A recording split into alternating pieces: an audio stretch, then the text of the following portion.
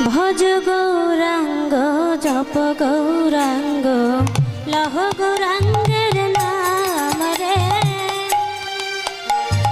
ভজ গৌরাঙ্গ জপ গৌরাঙ্গ লহ গৌরাঙ্গের নাম রে। জনা গৌরাঙ্গ ভজে সে হয় আমার প্রাণ রে। যে জনা গৌরাঙ্গ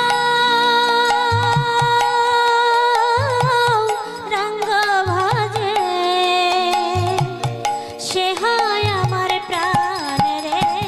ভজ গৌরাঙ্গ জপ গৌরাঙ্গ লহ গৌরাঙ্গের নাম রে।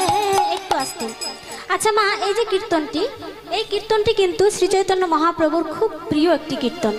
শ্রী চৈতন্য মহাপ্রভু যখন নদিয়া নবদ্বীপে, এই কলিযুগের কথাই বলছি, কলিযুগের শুরুতে আজ থেকে 5430 বছর পূর্বে যখন শ্রী চৈতন্য মহাপ্রভুর আবির্ভাব হয়েছিলেন, তখন কিন্তু তার পারিষদ গণদের নিয়ে মহাপ্রভু কিন্তু নদিয়ার পথে পথে এই কীর্তনটাই সর্বদা করে বেড়াতেন। তাই আমি চাইবো এখানে যত ভক্তগণ আছে সবাই করতালি দিয়ে, খোল করতাল, শ্রী চৈতন্য মহাপ্রভু কি করেছিলেন? খোল করতাল নিয়ে কীর্তন করেছিলেন। তা আমাদের কাছে কারো খোল করতাল আছে?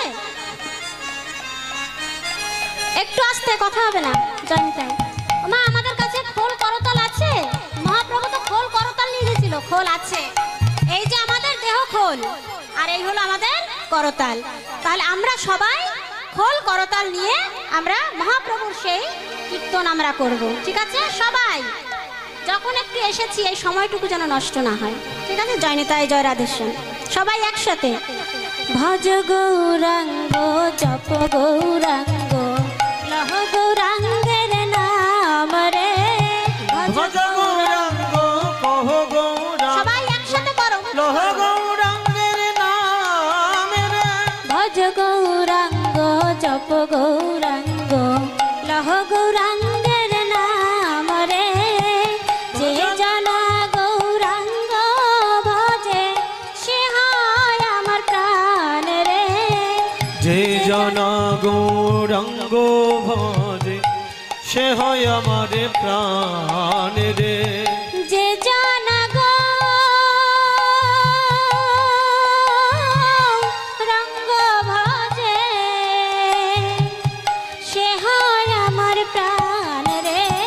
ভজ গৌরাঙ্গ জপ গৌরাঙ্গ লহ গৌরাঙ্গের নাম রে। ভজ গৌরাঙ্গ কহ গৌরাঙ্গ লহ গৌরাঙ্গের নাম রে। প্রভাত কালে হা গৌরা যে বলে একবার রে। প্রভাত কালে হা গৌরা যে বলে একবার রে। সেই জন আমার হয়, আমি হই তার রে। ভজ গৌরাঙ্গ জপ গৌরাঙ্গ লহ গৌরাঙ্গের নাম রে। ভজ গৌরাঙ্গ কহ গৌরাঙ্গ লহ গৌরাঙ্গের নাম রে। গৌরাঙ্গ ভজিলে গৌরাঙ্গ জপিলে হয় দুঃখের অবসান রে।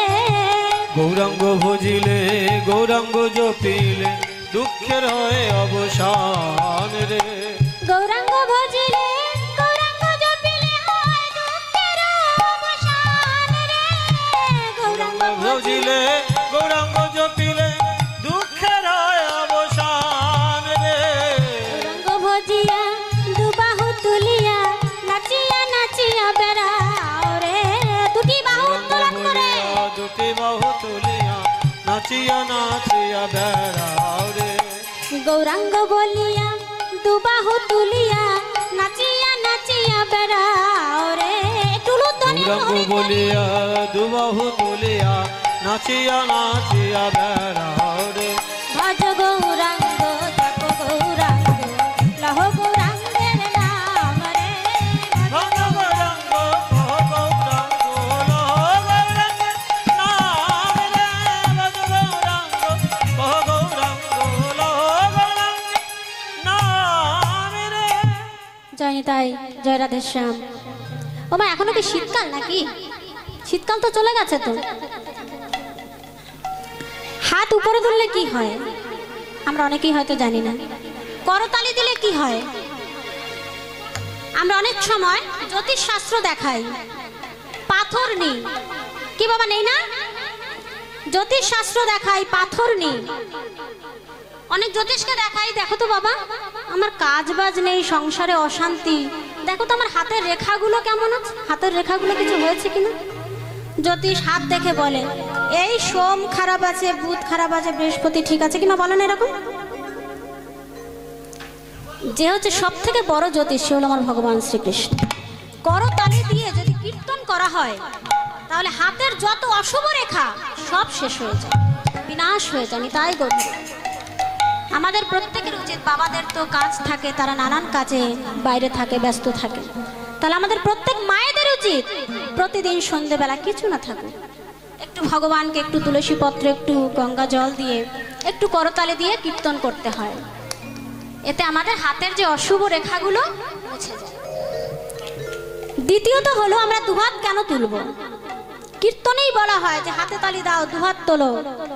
ফাংশনে বলে? বলে না। ফাংশনে শুধু যে যত পারো নেচে যাও বাবা, একদম সেই উদ্ভট তালে সব নাচছে। সেই রাসের মধ্যে ভগবান বলে উদ্ভট তাল। হ্যাঁ, ভগবান তো সব তালে দিয়েছে। যখন অষ্টসখী যখন নাচ করছে ভগবান ঠিক ঠিক তাল দিয়েছে, বেহাগ, ইমন, খাম্বাজ, যা যা তাল থাকে আর কি। কিন্তু অষ্টসখী এবং রাধারানী যখন কৃষ্ণকে নাচতে বললো, কালকে রাতে তো নিশ্চয়ই রাস হয়েছে, আপনারা হয়তো জানেন। তো যখন কৃষ্ণকে নাচতে বললো তখন বলছে তুমি উদ্ভট তালে নাচো।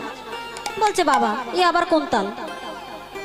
খাম্বাজ তাল শুনেছি, বেহাগ তাল শুনেছি, ইমন তাল শুনেছি, এ উদ্ভট তাল আবার কোনটা? তা সেই উদ্ভট তাল দেখা যায় ফাংশনে। দেখবে কেউ কোমর হিলাচ্ছে, কেউ মাথায় ঘুরছে, কেউ পা ছুটছে, কেউ হাত ছুটছে, অনেক কিছু হচ্ছে, তাই না মা? সেটা হলো উদ্ভট তাল, যার যেরকম খুশি সে নেচে যাচ্ছে। কিন্তু এই যে কীর্তন, কি রতন! এই কীর্তনের মধ্যে কি রতন আছে, সেই রতনটা খুঁজে বার করতে হবে। এটাই হলো কীর্তন।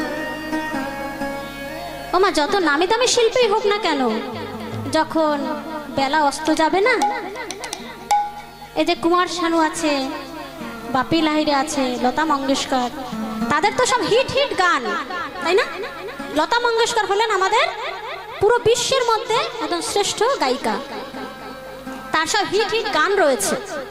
তো একটু চিন্তা করে দেখবেন লতা মঙ্গেশকর যখন মারা গেছেন তখন তার কোন গানটা চালিয়েছিল? যখন তাকে শেষ যাত্রা নিয়ে যাচ্ছে কোন গানটা চালিয়েছিল মা? বলো হরি হরি বল, বলো হরি হরি বল। তাহলে আমরা যতই হিট গানের মধ্যে থাকি না কেন মা, আমাদের শেষ জীবনের সম্বল হলো এই কৃষ্ণ নাম, এই হরিনাম। এই কৃষ্ণ নাম, হরিনাম ছাড়া আমাদের কলিজীবের উদ্ধার নেই, গতি নেই। যদি কেউ অট্টালিকা প্রাসাদের উপরে থাকে, সে যখন মারা যায় তার ডেড বডিটাও এসি গাড়িতে করে শ্মশানে নিয়ে আসে, মানে না? এসি গাড়িতে আনে তো, বড় লোক তো, টাকা পয়সার অভাব নেই, এসি গাড়ি করে নিয়ে আসবে। এনে কিন্তু বাবা সেই সিরিয়ালে দাঁড়াতে হবে। কি দাঁড়াতে হয় তো? এসে সেই সিরিয়ালে দাঁড়াতে হবে। কিন্তু যত তুমি বড় লোক হোক না কেন, ওই যে শ্মশান, সেই জায়গাটায় ছোট বড় গরিব কোনো ভেদাভেদ নেই, সবাই একাকার। এই যে উপলব্ধি করার জন্যই এই কীর্তন। কোথা থেকে এসেছি, কোথায় যাব, কি নিয়ে এসেছি, কি নিয়ে যাব। দুদিনের খেলা ঘরে এসে রঙ্গ তামাশায় মেতে আছে, চোখ ফুরালেই সব অন্ধকার। আমি সুন্দরবনে কীর্তনে গিয়েছিলাম। ওখানে রাস্তায় যেতে যেতে একজন বৃদ্ধ একটা বাজারের ব্যাগ নিয়ে, মানে বাসন্তী হাইওয়েতে যখন উঠছি, ওখানে প্রচুর জ্যাম ছিল, আমরা গাড়িটা দাঁড় করিয়ে রেখেছি। তো দেখছি একজন বৃদ্ধ বাজারের ব্যাগ নিয়ে দোকান করতে এসেছে, একটা দোকানের সামনে দাঁড়িয়ে আছে। এই যে আমাদের কখন কি হয়ে যায় আমরা কেউ জানি না, সবাই এখন আমরা সুস্থ আছি। আমরা বলি কারোর সাথে কারো ঝগড়া হলে তোকে কালকে দেখে নেব, তোকে 1 মাস পরে দেখে নেব, কিন্তু তুই কি জানিস তোর হাতে সেই 1 মাস সময় আছে? আমরা কেউ জানি না। আচ্ছা, তো আমরা কিন্তু কেউ জানি না যে কে কাকে 1 মাস পরে দেখছে, কে কাকে 2 দিন পরে দেখছে। ভগবান কিন্তু সর্বদা আমাদের উপরে নজর রাখছে, সে কিন্তু দেখে যাচ্ছে আমাকে যে তোরা কে কি করছিস।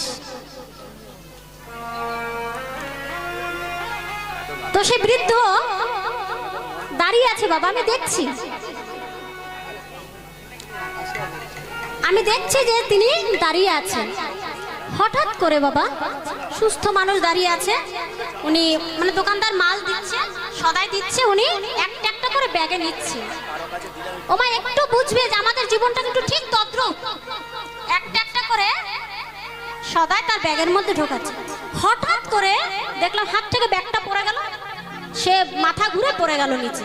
নিচে পড়ে যাওয়ার সাথে সাথে তার কান থেকে, মুখ থেকে, নাক থেকে রক্ত বেরিয়ে গেছে। নিচে পড়ার সাথে সাথে, এটা কিন্তু সত্যি ঘটনা, এটা কোনো গল্প নয়। তো আমি গাড়ির মধ্যে বসে মানে আমার এত কান্না পেয়েছে, আমি যে ছুটে তার কাছে যাবো আমি যেতে পারছি না, যে হে প্রভু কি হলো। তাহলে এটাই কি মৃত্যু? আশেপাশে যে থাকে সে দেখে মৃত্যু কেমন, কিন্তু যার মৃত্যু হচ্ছে সে কিন্তু জানি না যে কি হচ্ছে। 5 মিনিটের খেলা শেষ, মৃত্যুর ঠিক 5 মিনিট আগেই সব কিছু শেষ হয়ে যায়। তার সাথে যে কি হতে চলেছে, কি হচ্ছে, আমাদের জ্বর হলে আমরা উপলব্ধি করি যে জ্বর হয়েছে, ওষুধ খেতে হবে, পা ব্যথা করছে, মাথা ব্যথা করছে, সব আমরা উপলব্ধি করছি। কিন্তু যখন মৃত্যু আসবে উপলব্ধি করার সময়টুকু দেবে না। যে তুমি সন্তান ছেড়ে যাচ্ছ, তোমার সন্তান পাশে বসে কাঁদছে, তুমি কিছু বুঝতেই পারবে না যে তোমার সন্তান পাশে আছে, তোমার দুধের বাচ্চা পাশে আছে। মৃত্যু এমন কঠিন একটি বাস্তব সত্য, সে হচ্ছে মৃত্যু। কারো কোনো জীবনের আশা পূর্ণ হোক বা না হোক, মৃত্যু আশা সবার পূর্ণ হবে একদিন না একদিন। তো সেই মৃত্যু আশাকে পূর্ণ তো আমরা করবই। তার আগে যতদিন আমরা এই কলিযুগে আসি, যতদিন আছি, সেদিন আমরা একটু কৃষ্ণ নাম, একটু হরি নাম করে যাব। তো শ্রী চৈতন্য মহাপ্রভু আমার সেই মধুর নাম নিয়ে এসেছিলেন এই কলিযুগে, কলির কাম অন্ধ জীবকে উদ্ধার করবার জন্য। ওহে কলির কাম অন্ধ জীব, আমি এসেছি তোমাদের দ্বারে, তোমাদের এই পাপ থেকে উদ্ধার করব বলে। তাই শ্রী চৈতন্য মহাপ্রভু আমার এই মধুর নাম নিয়ে এসেছে।